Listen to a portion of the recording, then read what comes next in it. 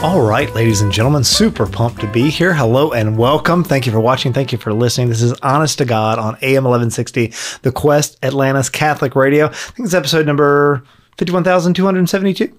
Right on the dot, John Henry. Heck yeah. All right, I am John Henry. We've got Joni in studio today. We've got Sonia. We've got Mac. We've got Catherine. As always, there's producer Ben. And to my right, expansing onward and upward or downward into all that is and all that ever was and wasn't, may or may not be producer Benny over there taking show notes. Not producer, sorry, show notes Benny. But anyway, we're pumped to be here today. This episode of Honest to God, we're going to be talking about raising young adults. So, and this is not an insult to anybody in the room. We have a slightly older crowd than normal in here. So we're excited. We're going to do five fun facts because everybody here is new. But first, we're going to start in prayer. And Catherine Barron, you've got a great, I know how to do spontaneous prayer face. I can feel it in my bones. Sure. Let's do it. All right. Yeah. In the name of the Father, Son, and the Holy Spirit. Lord, please come with us. Be with us today. Holy Spirit, guide our thoughts, guide our words, and just be with us and with all of our young adults out in the world trying to make their way. And Hail Mary, full of grace, the Lord is with thee. Blessed art thou among women, and blessed is the fruit of thy womb, Jesus. Holy Mary, Mother of God, pray for us sinners, now and at the hour of our death. Amen. In the name of the Father, Son, and the Holy Spirit. Amen. Awesome. Thank you so much, Catherine.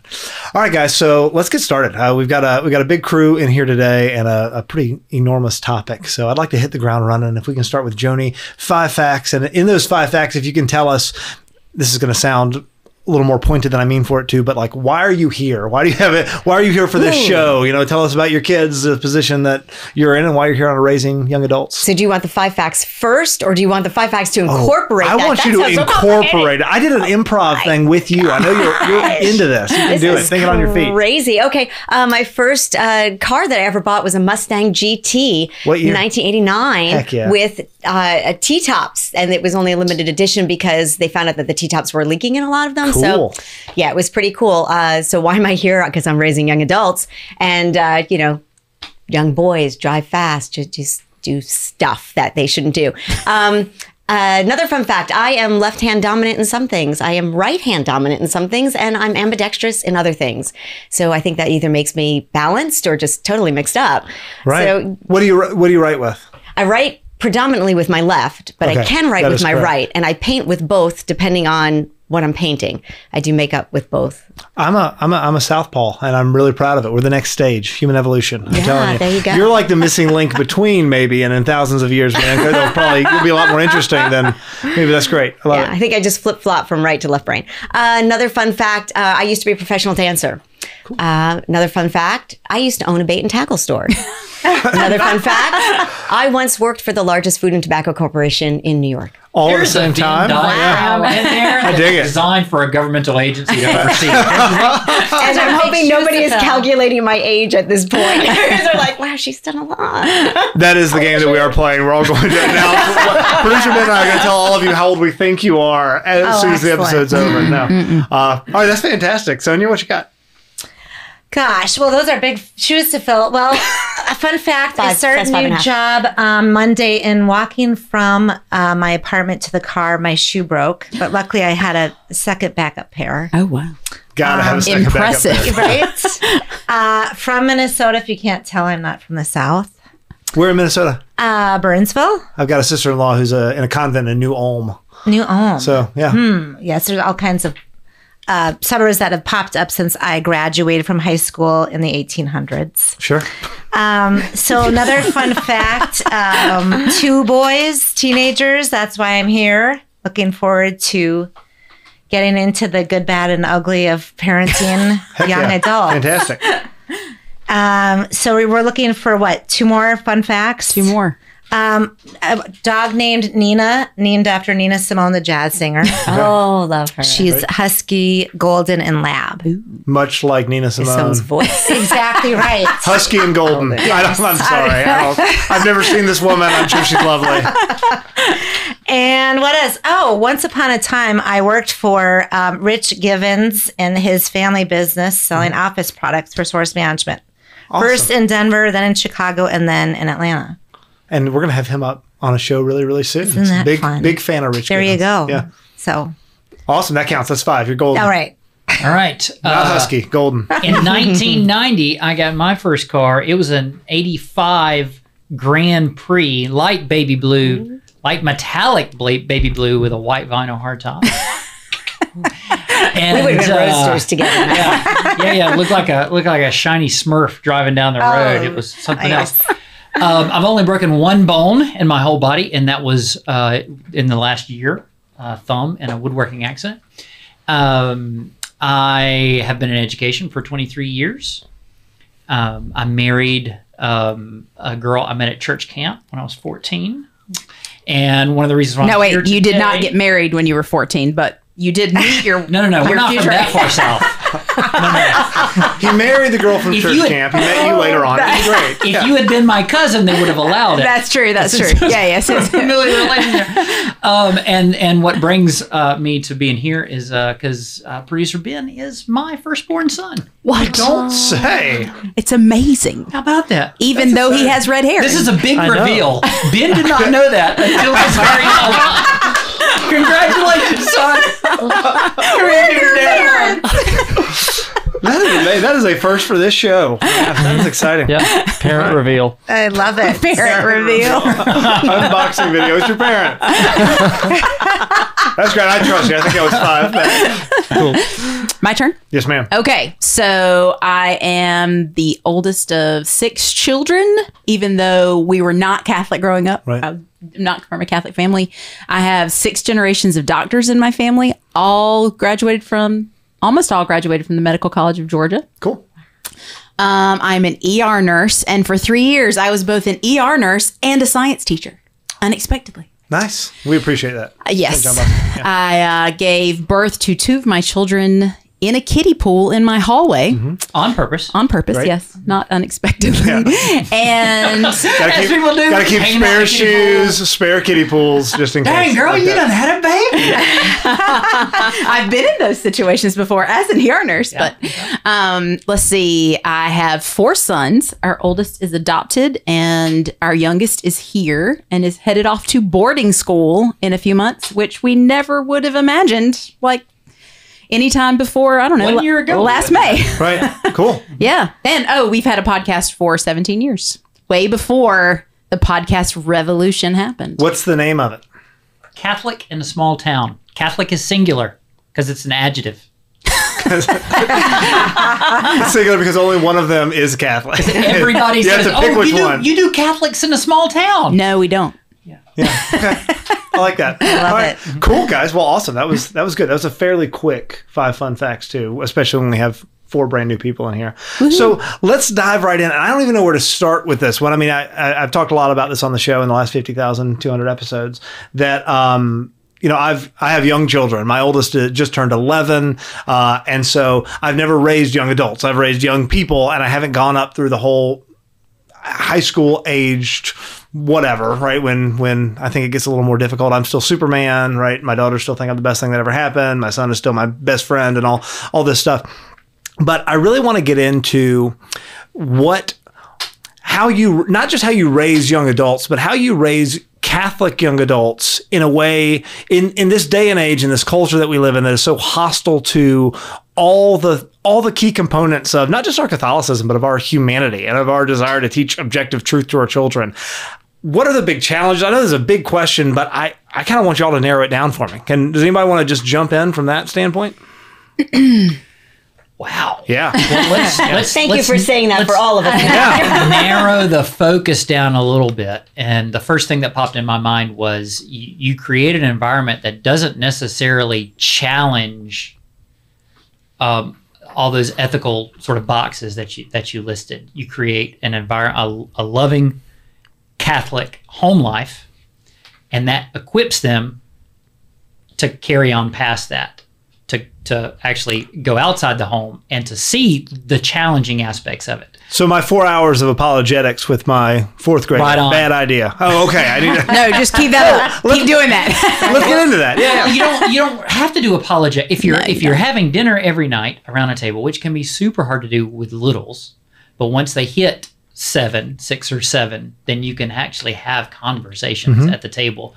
And as long as you're having nightly dinners, as long as they're seeing functional parents, as long as things are being asked of them, like to unload the dishwasher, take out the trash, or whatever, it's not a free ride. You're creating an environment that is naturally and organically Catholic, and you're going to Mass. They're seeing you go to confession. They're seeing you go to Mass. They're seeing Father over for dinner. So you do these things that aren't totally rocket science. And then that sort of immunizes them against the insanity of the world. Go ahead. I would say that my experience actually is different than that. My kids are 18, 20, 22, and 24. And my oldest 3 left the church. Wow. Now, after 24 years of homeschooling, I have one that on Easter came back. Oh, praise God. So I have 2 in, but my experience was very different from that. However, I can talk more from what it looks like being a parent at this stage, having to learn to let go, having to learn to watch your children make choices that are going to hurt them. And the journey that I've been on of my own faith and where God has taken me in learning to trust Him, that He has them on this journey. Free will is in all of us. That is a gift that God gives to us. And I feel as a homeschool parent, I went through years of kind of this idea that, well, if you raise them, the way they should go, and you and your husband are living that Catholic life, they're not going to stray. And that's not really the truth. Right.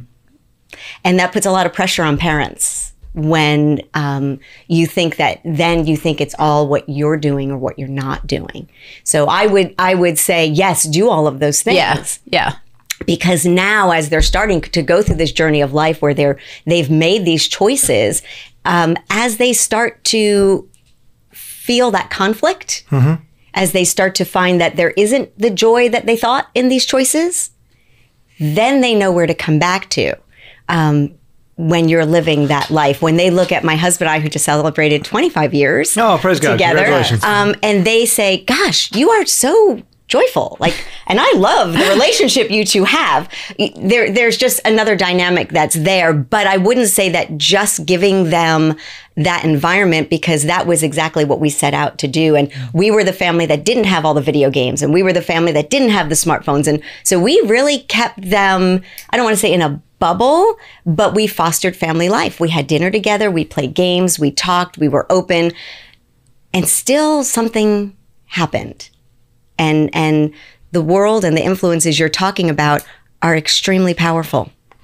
Yeah. So what I'd like to do, and I think that we can sort of build up to that, because we just with the Barons and with you, Joni, I'm sorry, with Mac, no last names, and Catherine, we talked about sort of 2 opposite ends of the spectrum here. I would love to spend a little while digging into the nitty gritty of what that home environment looks like.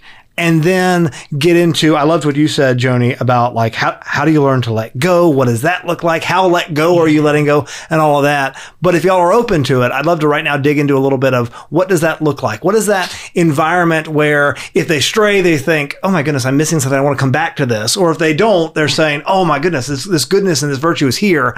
I want this for myself. How do you do that practically? Because it seems to me, at least, raising young people, that it is becoming harder and harder and harder to have that sort of primacy of family life in the world we live in, especially in the suburbs of Atlanta and all of that. So how do you create that home environment? Well, I think to Johnny's point, and I know a number of women that I talk to pretty consistently who say we did everything right. I had 6 kids. I homeschooled them all. I quit work so I could just do nothing but focus on them. And like you said, like 3 of them have left the faith, or even if they are still going to Mass, their lifestyle isn't quite lining up with what I taught them. And I guess what I wanted to say to that is like, you definitely cannot control the choices that they make once they leave your house. And that is, to me, like when you see some parents who are I don't want to say very controlling, but they feel like they can control everything that their kids do. And you get to a point where you realize, and I feel like I realized this very early on, like my kids are not me. They are not me. They have their own destiny. They have their own, like whatever God wants for them. And our middle son, who's not here. We have 2 of our kids here, but our middle son is not here. But he like went through adolescence when he was 8. So he's like this strange bird in that he was rebellious when he was like on His first word was literally no.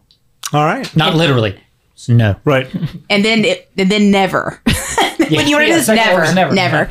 And then he was on the devil's team. If they were saying, "Are you on the God's team at church?" He was like, "No, I'm on the devil's team," just to be contrary. Yeah. And so then he went through some stuff at 8, but he actually came into his faith as like a 15-year-old, which was really interesting to watch him push away from the faith as a young kid and then come back to it as a 15-year-old. So you wonder if some kids, you just have to kind of move that timeline. If they all need like, because we all went through it. I mean, even those of us who, Mac and I were raised Protestant and we converted after we got married.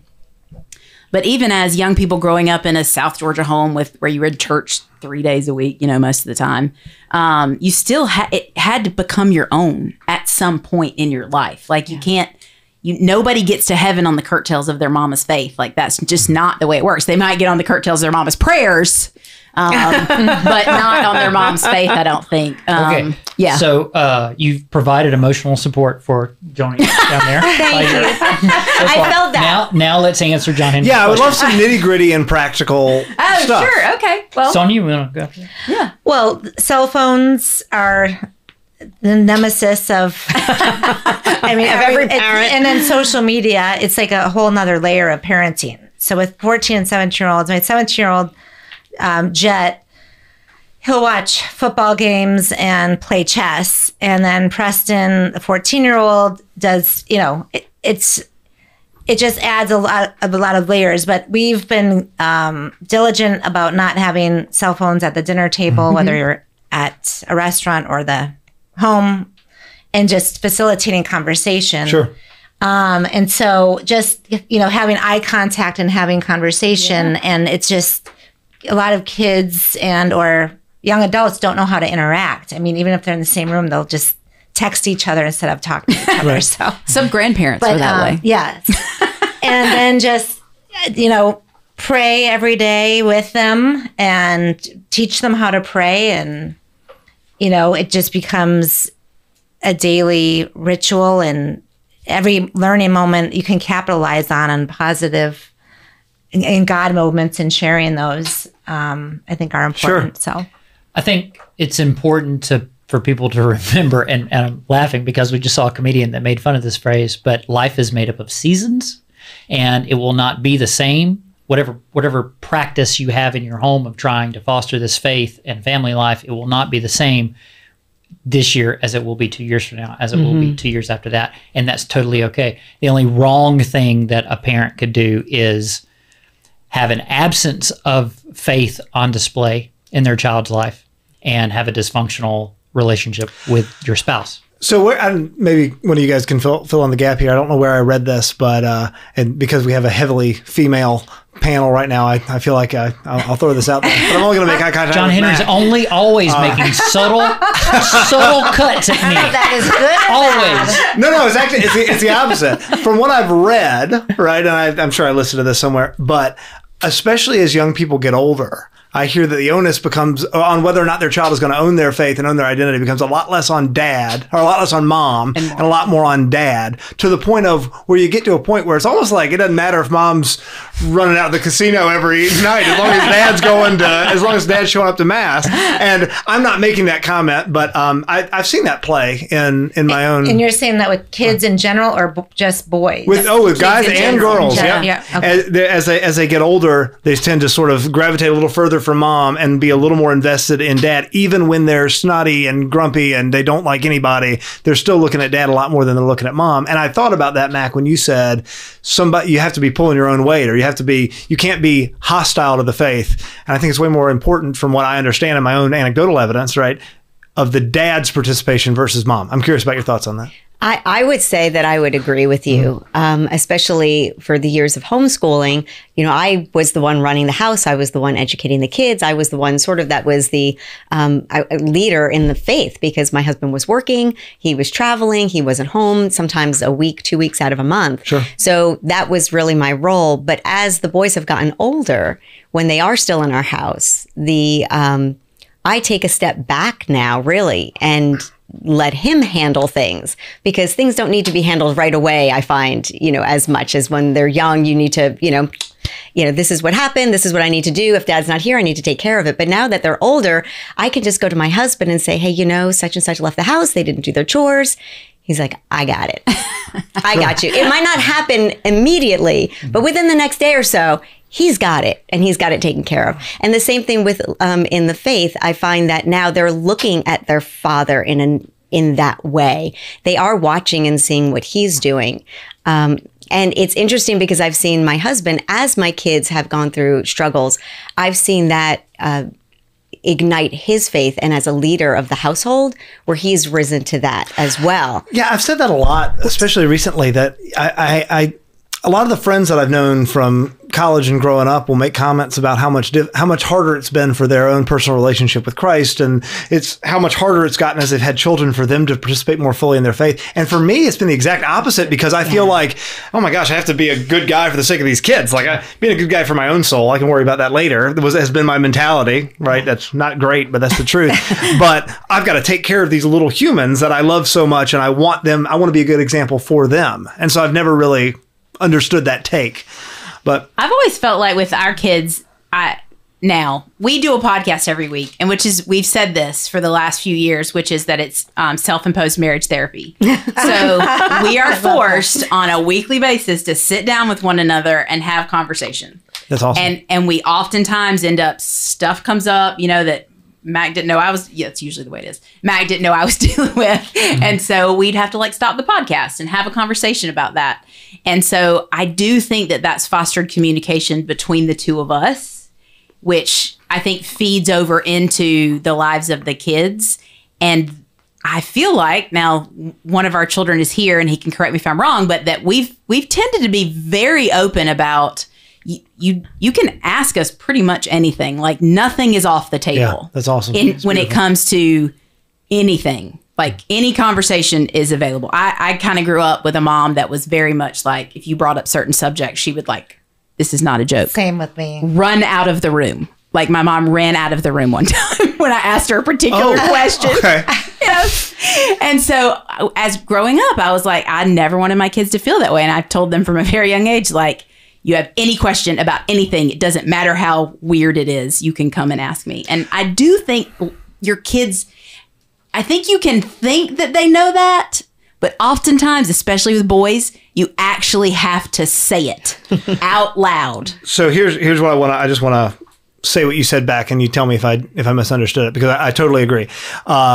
Your relationship with your spouse and having communication and that loving, open relationship with your spouse is more important than your relationship with your children from a vocational standpoint, Heck right? Yes. Yeah, 100%. I think that's something we forget. Your vocation is to your spouse, exactly, and to your children. Exactly. Yeah. And that's something, Angie, my wife, and I have had that conversation multiple times lately of, hey, listen, I know that there's 1,000 different things that we need to handle right now, but what's more important is me and you sitting down and having a 30-minute, how are we doing? Let's talk about this. Let's dig into that. Yeah. And then the second thing you said, which I think is huge, and as somebody who works with a lot of young people, a lot of high school and college age, young men in particular, I bring this up a lot, but is that communication piece and your child not being terrified to talk to you because of the awkwardness. I gave a talk a couple years ago called Love Your Kids Enough to Make Them Hate You. And what basically the premise of it was, have these conversations with your kids, even though it's going to be awkward and it's going to be uncomfortable, and they're going to think, oh my gosh, I can't believe dad's saying this. Oh my gosh, I can't believe mom's saying this, because it goes a long, long way. And they're going to grow up, and not in 30 years, but in 5 years, say, so glad that I could have those conversations, unlike my friends who were confused and learned all these things from all the wrong people in all the wrong places. And it's not necessarily that you have to, at every dinner table conversation, remind your children, remember, honey, you can ask me anything.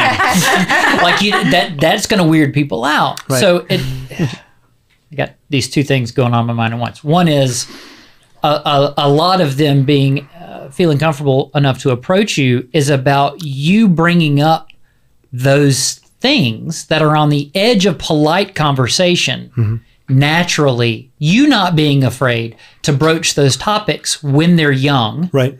Not to be weird about it, but just to let them know that that's in the span of conversation that we have in the house. And you may have to say, as we have often done with our youngest, this is not something you talk about at school, buddy. Okay, we've had a great conversation here, and we all feel very comfortable, but don't talk about this at school. It's not a secret. It's just other families don't necessarily talk like we do. If my child is 16, 17 years old, and I have not had that kind of a relationship with them, any advice on how I create that kind? Because I can see that, like I've talked about this on the show. My son, we've read the Good Pictures, Bad Pictures porn book, and I've used the word pornography, and we've talked about all the stuff, all the sensitive stuff, and that's been pretty easy because we started those conversations when he was 7 years old about this, that, and the other.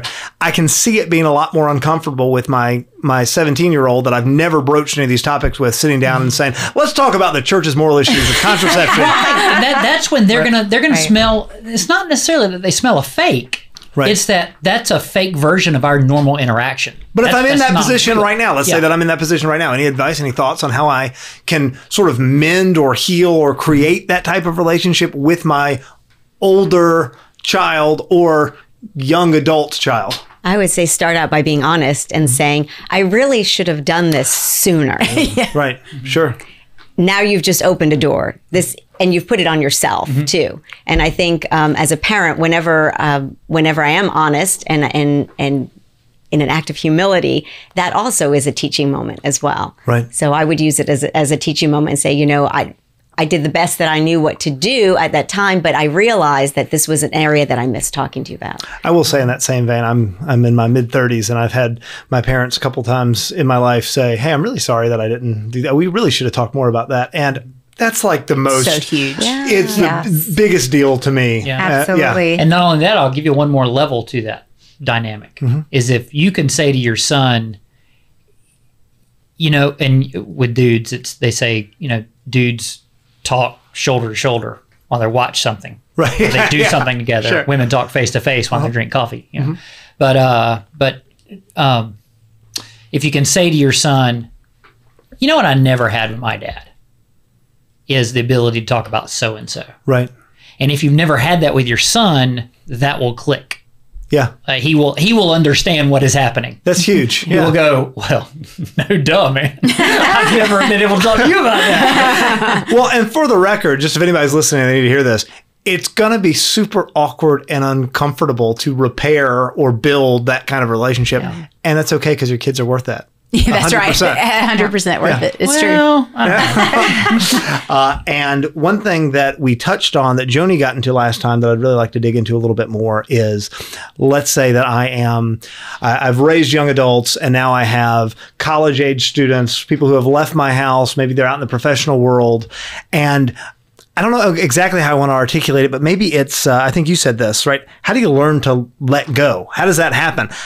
And I'll say my piece. Once again, I've got young kids. I'm not worried about letting go yet. But I will say from my own perspective, my wife and I have had a tendency to sort of take the Amish approach in a lot of things. I'm not saying that's the right approach. We're not Amish. We're called to be in the world, but not of the world. But, we literally are building a mountain compound separate from the rest of the world. And so what I'm saying is I have limited experience in letting go.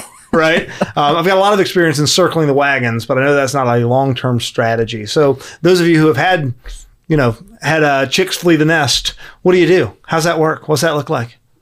Well, for me, it looks something like this. Just letting them be a man or a woman. Okay. And giving them, when people leave the house, when they go off to college, they want advice from their parents. When within 30 seconds their life will die, or they ask for it, right? So we can talk in kind of like in roundabout ways of educating our kids once they're in college, or discussion to educate our kids in college. Sure. Not to tell. Now there are certain times you do tell. I got friends that, the daughter went and moved in with a guy and they're living together, and I go, well, you don't quit loving your daughter. Right. She's making a poor decision, definitely not a Catholic decision. I said, but you don't accept that behavior either. Well, how do you not accept it? Well, I said, it's pretty simple for me. I just wouldn't go over to their place. They're living together. I'm not going to go into that house because I'm going to say, I can't come in there. You're living a life that's not in accordance with God, and I can't condone that. because I want you to go to heaven. Not because I don't love you. I love you. We're going to go out to dinner together. We'll go on vacations together. He's welcome or she's welcome to come. Separate rooms. Right. Right? But that's my philosophy. You're right. We have to, it's the yin and the yang, right? Yeah. Your kids, they will kind of go off and do their own thing and that type of thing. So you just got to, that's kind of, you got to let them be adults. And you can only bring up discussions, and you have to, when you're doing the, I'm not coming into your house. Sure. You have to go, but it's not because I don't love you. Joni, you're sort of the catalyst for this whole discussion. I'd love to hear your thoughts. One thing, I read this book, it's called, and I wrote it down, Doing Life with Your Adult Children, Keep the Welcome Mat Out and Your Mouth Shut. And I thought that was so appropriate. One of the things the book discusses is about redefining this relationship. You know, when you're raising your children, you are ultimately in charge, right? You're the caretaker, you're in charge of nurturing, you're in charge of providing, but there's this shift that happens as they become adults. And at some point you have to recognize that with each child, you're going to have to redefine that relationship. Sure. Because with each child, it's going to look different. And I'm so glad that you said that too. The idea that our kids are not all the same kids. Not all the same. Regardless of their genetics and the way they were raised and their environment and everything, they are totally different people with totally different And we can look at the prodigal and see the same thing. We've got the prodigal son and we have the son that stayed and was obedient to the father. They were both raised, we expect, by the same parents, right? But they made very different choices.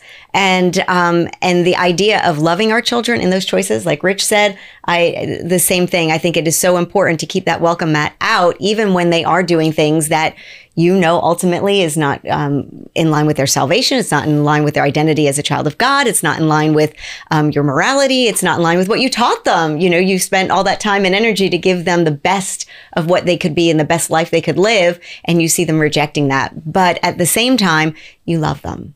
So without condoning behavior, I think it's very important to not make everything a battleground. Right. You know, so my children that are living outside of the Catholic faith, that are making decisions that we do not agree with, we've had that discussion. Mm-hmm. We don't have that discussion every time they come over. Sure. Right. We don't have that discussion unless it needs to come up. And actually, most of the time it doesn't really come up because they'll say, Mom, I know how you feel about this. Mm-hmm. I know how you feel. And they're very respectful that we have our beliefs because they know that it's out of love. And that's one of the things that we try and put forward with it, is always saying that I have to tell you the truth because I love you. Right. And I can only explain the truth as I know and I understand it. You know, so if what they're doing or what they're saying does not live within that truth, no, I totally agree. Yeah, they understand that it is only out of love that I will speak to them truth. And I'll tell them things that, I say, your friends maybe won't tell you this because they want you to like them. And that's not my concern. I don't care if you like me or not. Well, it's not really my concern. And it's a tough line to toe, though, especially just like how kids have different temperaments, right? How our children will have different temperaments. Parents have different temperaments as well, right? Yeah. And you can have parents, and I've talked to awesome young men and women whose father or mother is just a dog on a bone about some issue. And it's a lot easier to get through some people's heads. They know how you feel. Love them, and back off. Just to sort of keep twisting the knife on this, because this is an interesting concept and something that I've talked to a lot of adults who have older young adult children. There's a lot of those tricky areas, right? Where let's say you have younger children in the house, but then older brother is living with his girlfriend or living in like a homosexual lifestyle or something like that. I feel like there's a lot of those gray areas that it sounds great for us to sit here in a room and say, love them and tell them how you feel. But with personalities and everything, things can get a little stickier than that. I don't know if anybody has any thoughts on. Very sticky. Yeah. We actually had to ask one of our children to leave. Okay. When he turned 18. Right. He was, and this is odd, but he was addicted to video games. And this is when video games, we did not quite know the same harm. We suspected it.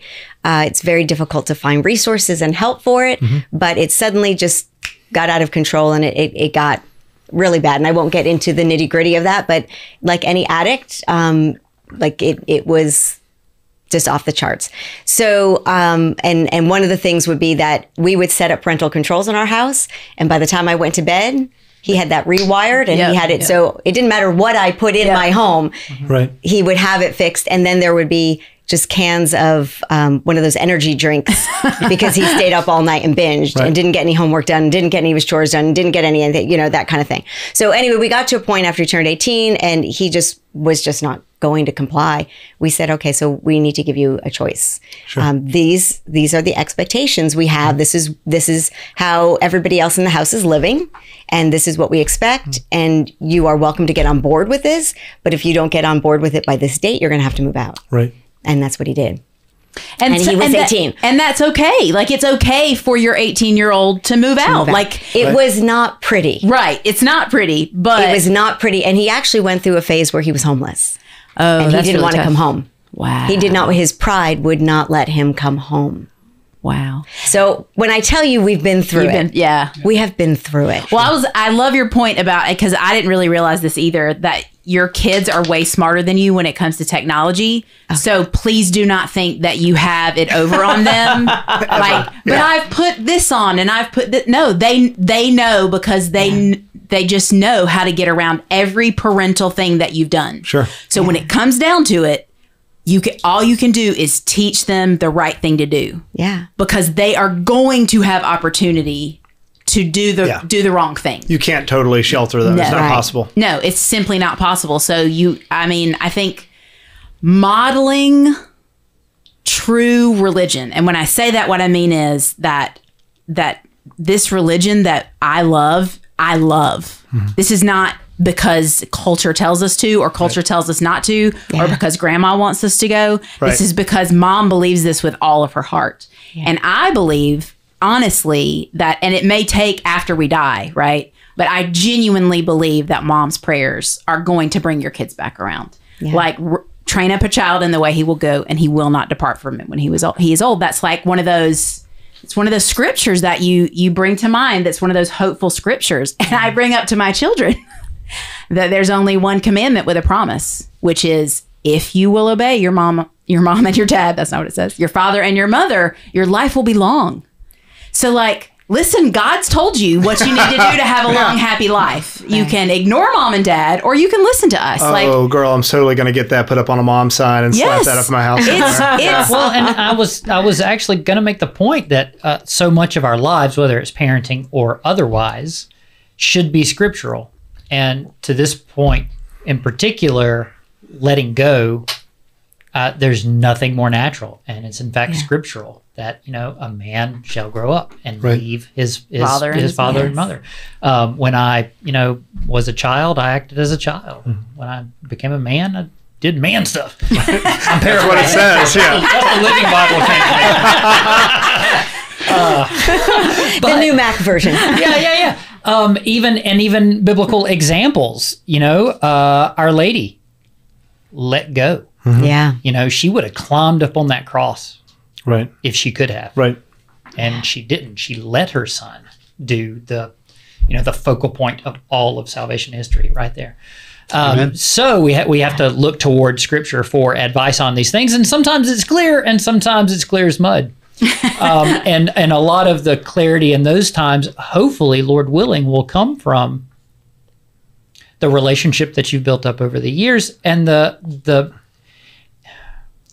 if you're living a rich prayer life, if you're trying to live a life of heroic virtue, hopefully either the Holy Spirit or people you love will have told you at some point, that's a little too much. Right. That's a little controlling. We need to let him or we need to let her go spend the night at somebody's house.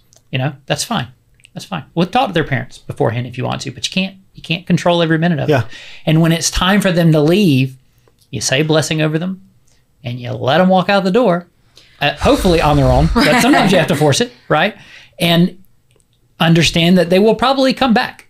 Right. Well, at least a short period of time. In my experience dealing with, once again, high school and college age, the young people that I see who tend to have the biggest issues, right, who tend to have the biggest struggles and later on in life, and these are relatives and all, right, they fall into two categories. And I'm not saying that these are the only two categories, but I'm saying these are predominantly the two.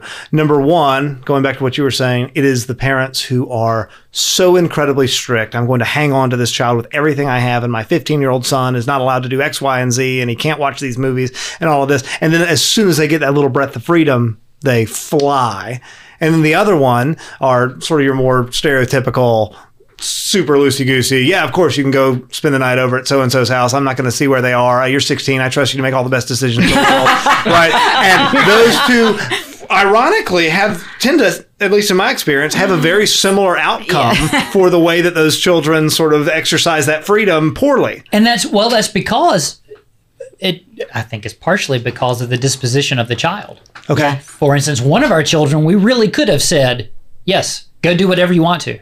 And we would not have lost a moment's sleep about it. Right. We have another child that if we said, if we had not done our job as parents growing this child up in the faith, if we had said that to him, there'd be lots of girls pregnant. He'd be on drugs, I'm sure. And who knows? Well, and like this son we talked about that was the little more of a, troubled child as an 8-year-old, no matter what, we were like, you have to go to church. Right. That's what I'm trying to say. Like, live a principled life. There's certain things that are not up for negotiation Sure. here. You don't have to say the prayers with everybody. You don't have to sing. You don't have to enjoy it. But you're going to go. We even would make him go to confession. Yeah. We say, you don't have to say anything when you walk in the door. But You can sit there and say to the priest, my parents made me come. That's fine with me. Right. But you're going because that's my job. Mm-hmm. My job is for you to be there.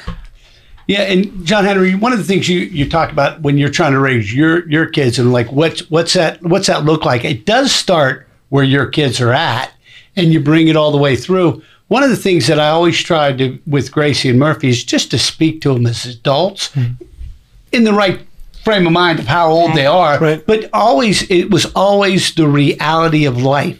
When they were 5 and 3, and we pull up to the church, and all the crosses are in the yard because of all the unborn babies that were aborted. Murphy asks, "What is that?" And we tell him what it is. He goes, "Who would do that?" And we go, "The world tells them it's okay."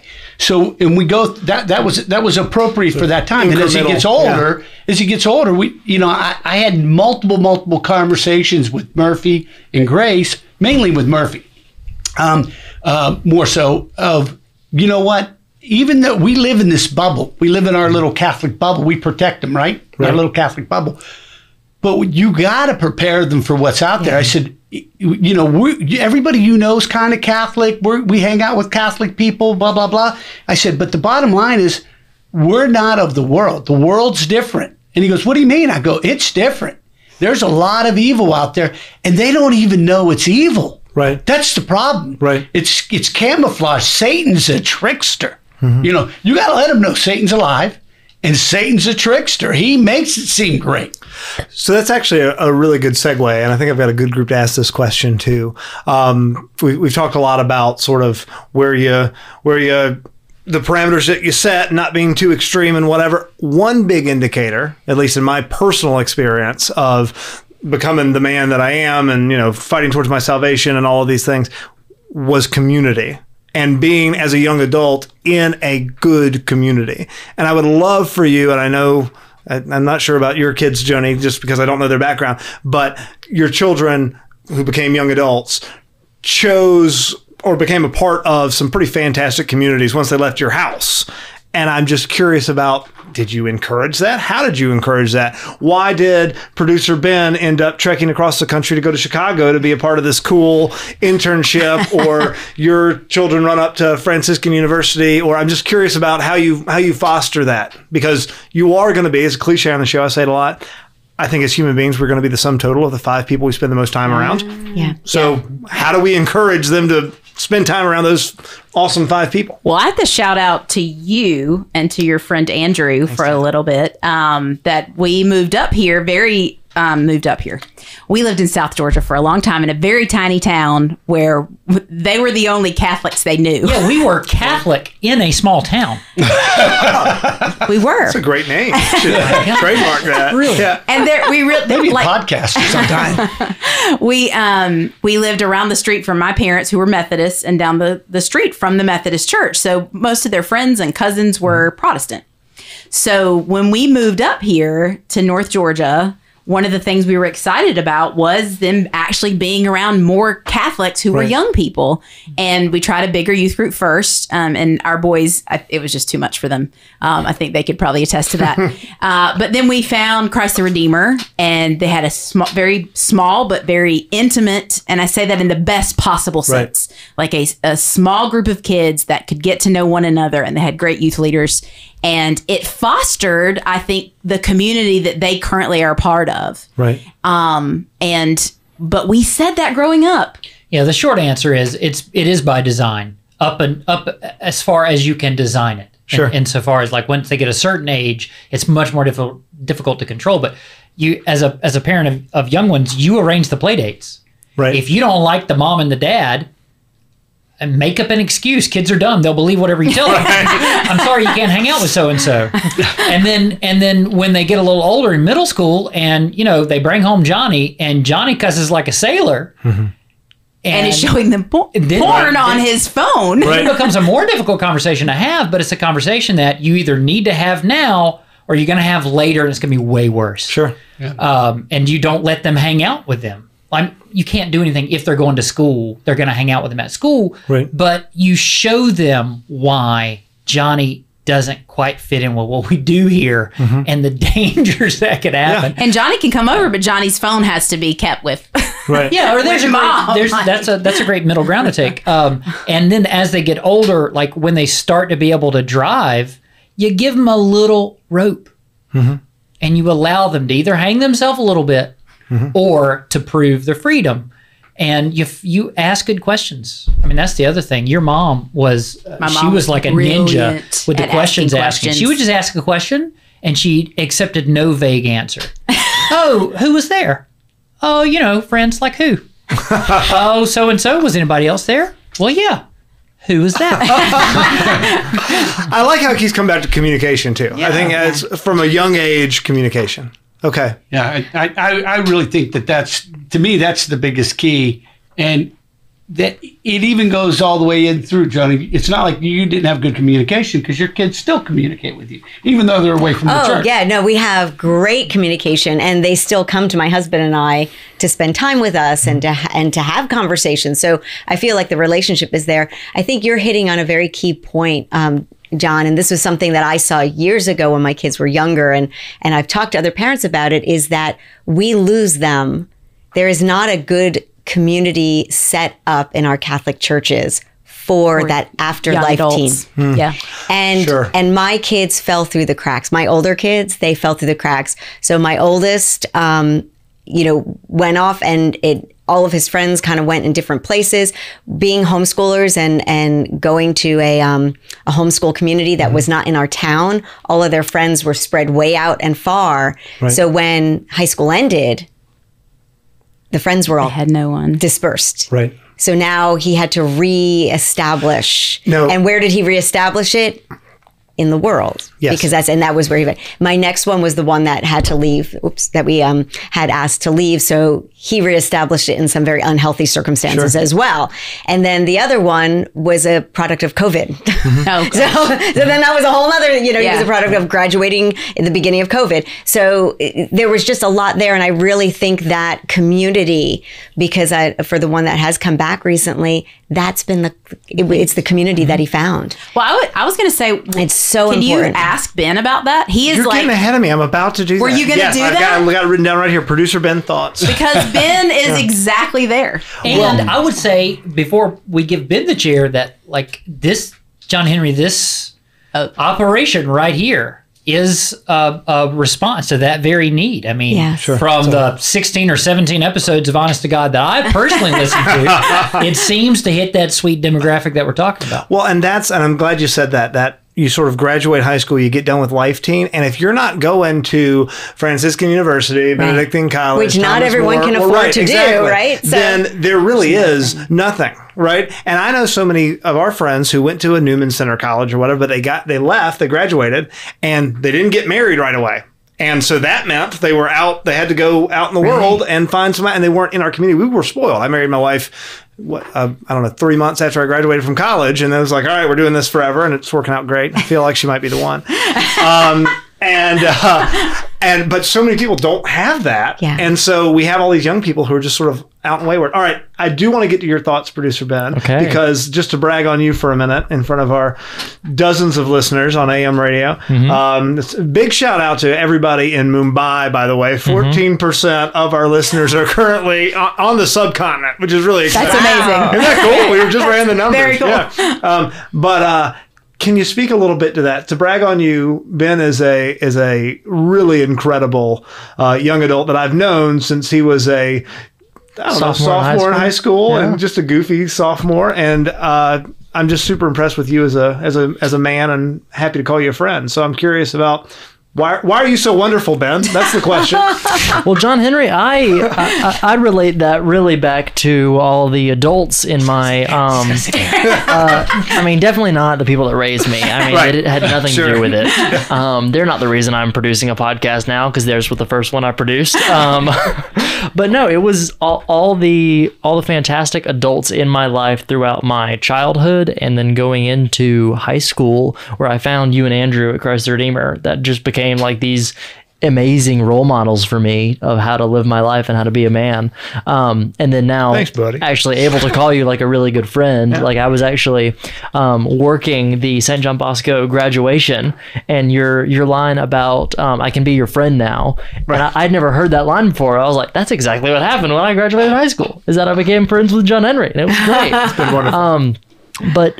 And I think having that youth group in high school with Christ the Redeemer kind of gave me a baseline for what I needed. Like it set the bar that anything below this, anything less like spiritually fruitful and community building than this is not going to cut it.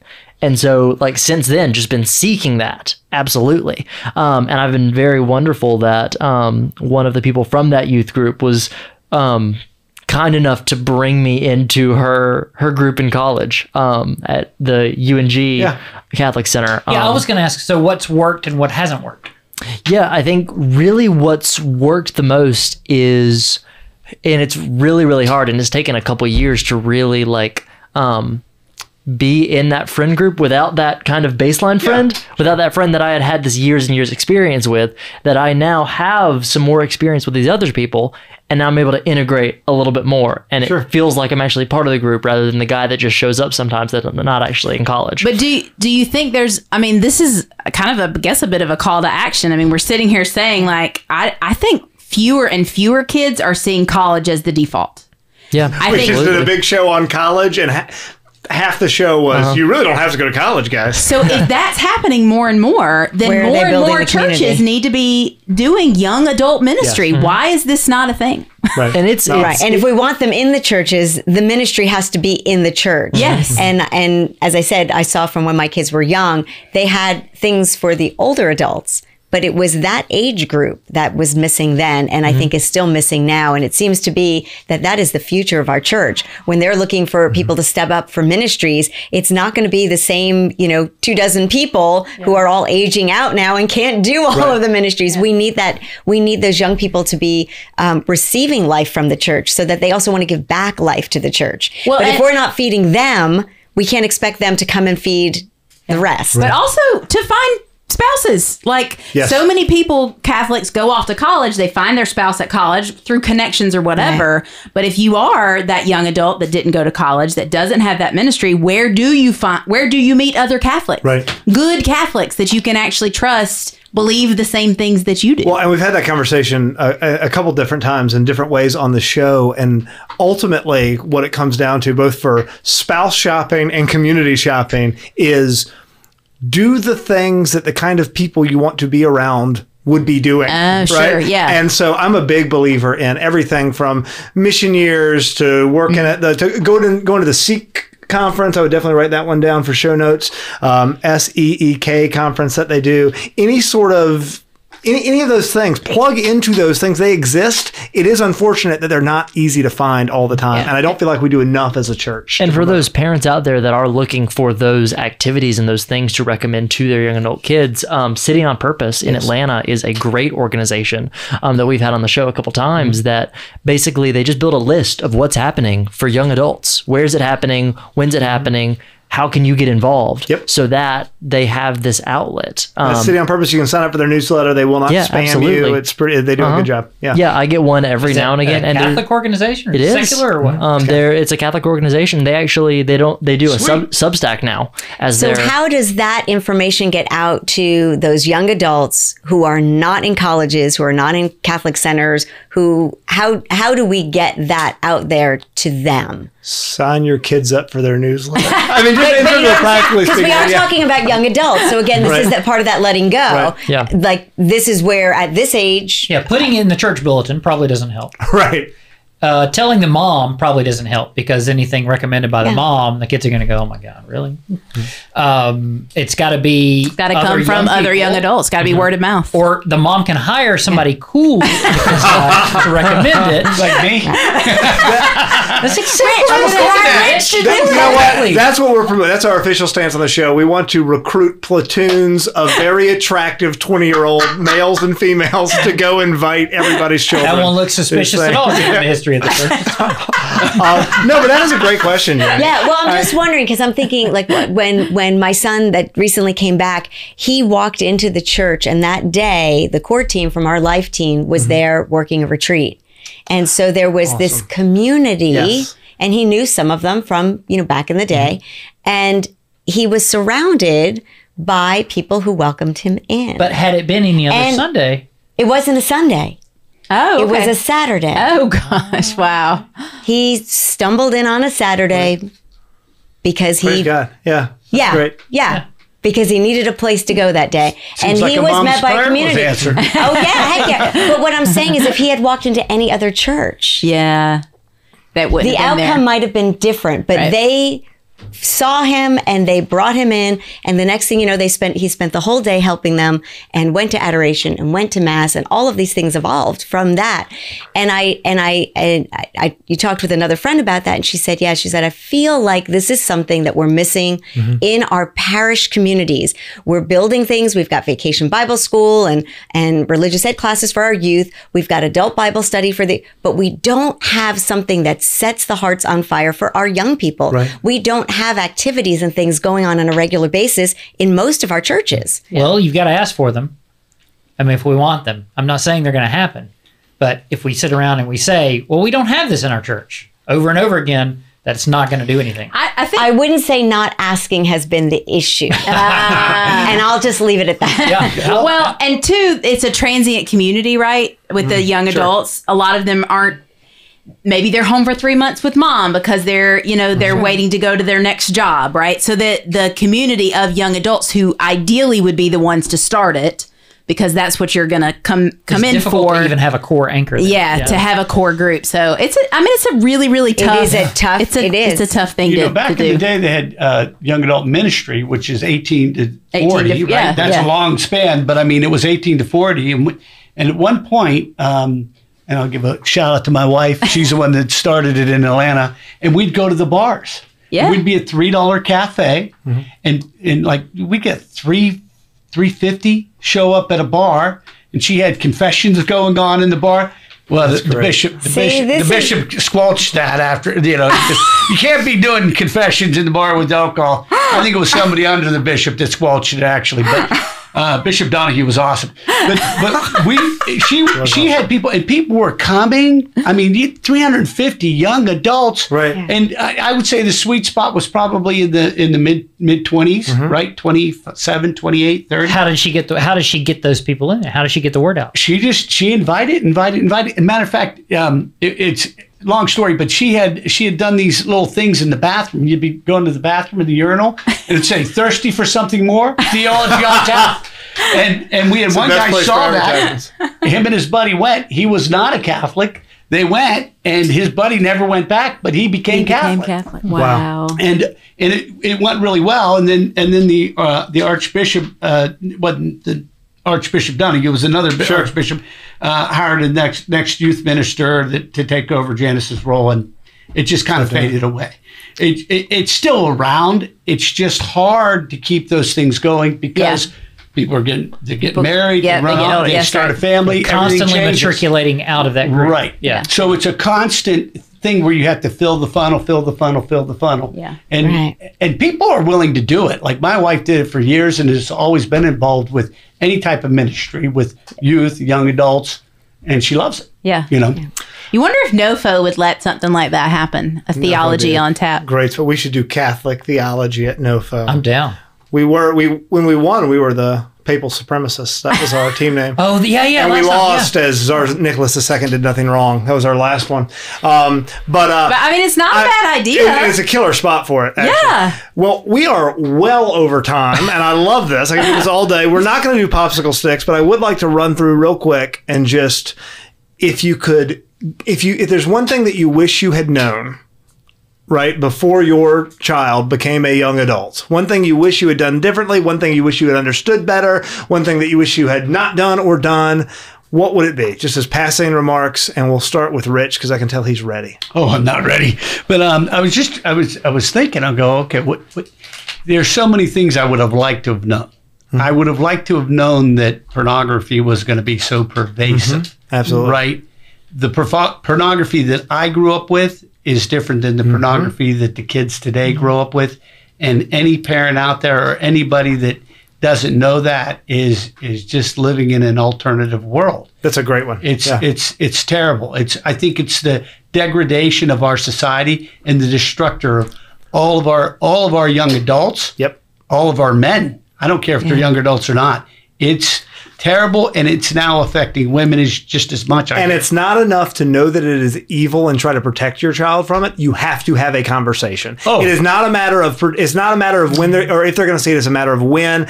Beat them first. Tell the story before they hear it from somebody else, and get ahead of it. And you have to. And you have the conversations, and it still happens, right? Yep. Oh, come back to me.